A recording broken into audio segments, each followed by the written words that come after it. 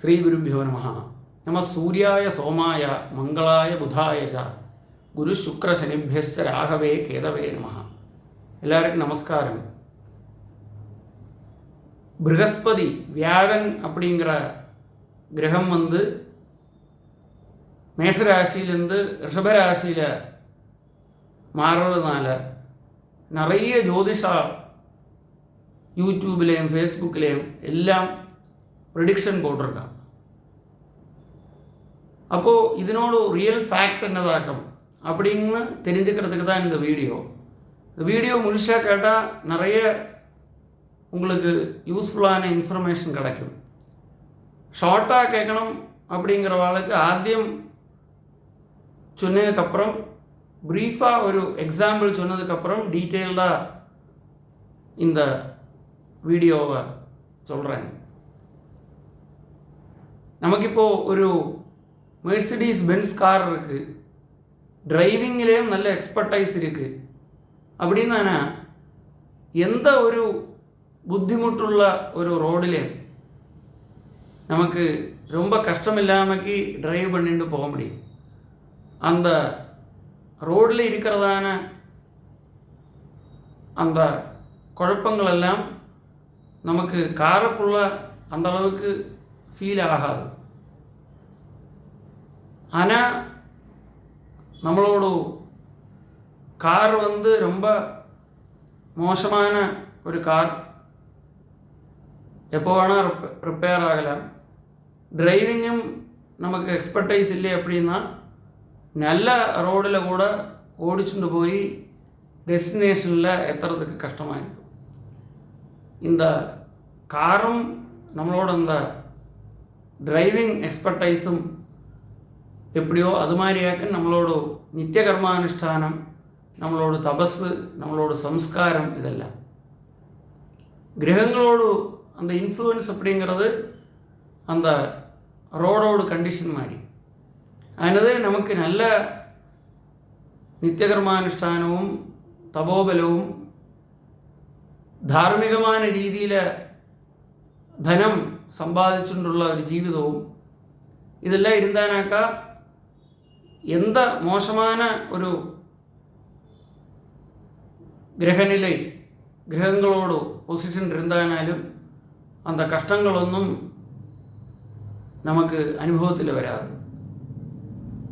அதனால இந்த கிரகங்கள் மாறுறது அப்படின்னு இப்போது அஸ்வதி பரணி கார்த்திகை கால்பாதம் அதுக்கு அது ரிஷபராசியில் 2ஆம் பாவத்தில் போகிறதுனால வியாழன் தனகாரகன் அது மாதிரி சந்தானகாரகன் அப்படிலாம் இருக்கிறதுனால அவளுக்கு நிறைய தனம் உண்டாகும், சம்பத்து நிறைய ஜாஸ்தியாகும், குடும்பத்தில் நல்ல சந்தோஷம் வரும். இப்படியெல்லாம் பலத்தை சொல்கிறா. அதுக்கு முந்தியுள்ள அந்த மீனராசியில் ஆனாக்கா அது 3ஆம் பாவத்தில் போகிறதுனால ரொம்ப கஷ்டங்கள் வரும். அதனால் இந்த கஷ்டங்கள் வர நட்சத்திரங்கள் எல்லாம் பிரத்யேகிச்சு பரிகாரம் பண்ணணும். இப்படியெல்லாம் சொல்லி பல க்ஷேத்திரங்கள்லையும் அதுக்கு வேண்டதான ஹோமங்கள் இதெல்லாம் இப்போது புதுசாக ஆரம்பிச்சிருக்காங்க. അതെല്ലാം പാർട്ടിസിപ്പേറ്റ് பண்ணுறதில் തപ്പൊന്നുമില്ലേ. പക്ഷെ ബ്രാഹ്മണ സമൂഹത്തെ സമയത്തോളം നിത്യകർമാനുഷ്ഠാനമില്ലേ அப்படின்னா என்ன பண்ணாலும் பலம் கிடையாது. சந்தியாஹினா அசுஜர் நித்தியம் சர்வகர்ம அனர்ஹசு. அப்போ நம்ம எந்த பெரிய பூஜை பண்ணினாலும் என்னெல்லாம் பண்ணினாலும் அதெல்லாம் நிஷ்பலமாக போயிடும். அப்படிங்கிறதுனால நம்ம அந்த கர்மானுஷ்டானத்துக்கு தான் இம்பார்ட்டன்ஸ் கொடுக்கணும். என்றைக்குமே நம்ம சந்தியாவந்தனத்தில் நவகிரகங்களுக்கும் தர்ப்பணம் பண்ணுவோம். இனி நம்ம ஜோதிஷம் என்ன அப்படின்னு பார்த்தோம்னா, ஜோதிஷம் அப்படிங்கிறது வேதாங்க ஜோதிஷம் அப்படிங்கிறது கால நிர்ணய சாஸ்திரம்.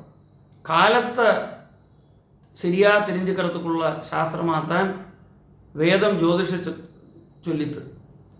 அதானது இப்போது நம்ம பிராமே முகூர்த்தே உத்தாயா அப்படின்னா பிராம முகூர்த்தத்தில் எழுந்திரிக்கணும். எப்போ ஆகும் பிராம முகூர்த்தம்? முகூர்த்தம்னா என்னது, எவ்வளவு டியூரேஷன் உள்ள டைமிங் ஆக்கும்? அபரான்னத்தில் நம்ம திதி இருந்தால் தான், அபரான்ன வியாப்தி இருந்தால் தான் ஸ்ராத்தம் பண்ண முடியும். 22 நாழிகை இருக்கணும். அப்படின்னு வரும்போது அந்த காலங்கள் என்னெல்லாம் ஆக்கும்? பிராதக்காலம், சங்கமகாலம், மாத்தியானிக காலம், அபரான்னம், சாயான்னம், இது மாதிரி உள்ள அந்த காலங்களை எல்லாம் நமக்கு சொல்லித்தரும்.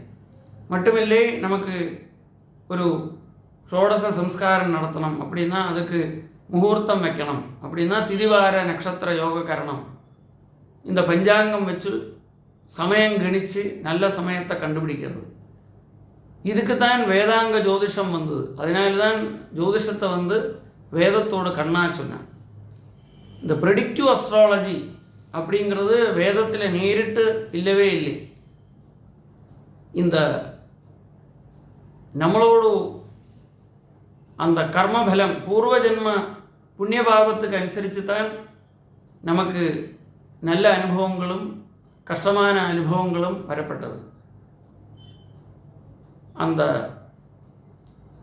ஆத்மாவுக்கும் சூரியனுக்கும் பந்தம் உண்டு. அப்படிங்கிறதுனால அந்த பூர்வ ஜென்ம கர்மங்கள்லாம் ஆக்டிவேட் ஆகிறது அந்த சூரியன் வழித்தான். அப்போது இந்த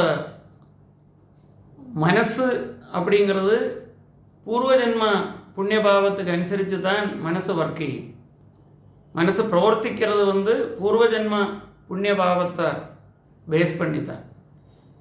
அப்போது இந்த ஆத்ம சைதன்யம் மனசில் தட்டுற சமயத்தில் மனசு பிரவர்த்தித்து நம்ம பூர்வ ஜென்ம புண்ணிய பாவங்களை அனுபவிக்கிறோம்.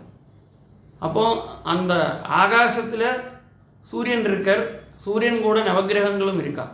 சூரிய பிரகாசம் எல்லா கிரகங்கள்லையும் தட்டி அது ஒரு இம்பேக்ட் அந்த ஆகாசத்தில் உண்டாக்குறது. அதே இம்பேக்டு நமக்கு மனசுக்குள்ளேயும் நமக்குள்ளே ஆகாசம் இருக்கிறதுனால அந்த ஆகாசத்தில் ஒரு இம்பேக்ட் உண்டாகிறது. அப்போது இந்த சூரியனும் நவகிரகங்களும் பாக்கியுள்ள கிரகங்களும் சேர்ந்து நம்ம பூர்வ ஜென்ம புண்ணியபாவம் அனுபவிக்கிறதுக்கு ஒரு காரணமாக மாறுறதே தவிர நம்ம ஒரு கிரகங்களும் நமக்கு டைரக்டாக ஒரு பலத்தையும் தரதில்லை. நம்ம கர்மாத்தோடு அந்த பேஸில் தான் நமக்கு நல்லது கெட்டது எல்லாம் நடக்கிறது. அதுக்கு ஒரு காரணமாக தான் கிரகங்கள் இருக்குது. அப்படிங்கிறது தான் நம்ம தெரிஞ்சுக்கிற விஷயம். இப்போது இந்த ப்ரெடிக்டிவ் அஸ்ட்ராலஜி எப்படி அப்படின்னா அப்புறமா உள்ள அந்த வராக மிகிரன் மாதிரி உள்ள பண்டிதா இந்த கிரகங்களோடு இம்பேக்ட் எப்படி உண்டாகிறது அப்படின்னு ஸ்டடி பண்ணி ஒரு ரிவர்ஸ் இன்ஜினியரிங் மாதிரி கிரகங்கள் இப்படியெல்லாம் நின்னானா இந்த மாதிரி பலம் கிடைக்கிறதுக்கு உள்ள ஒரு பாசிபிலிட்டி உண்டு.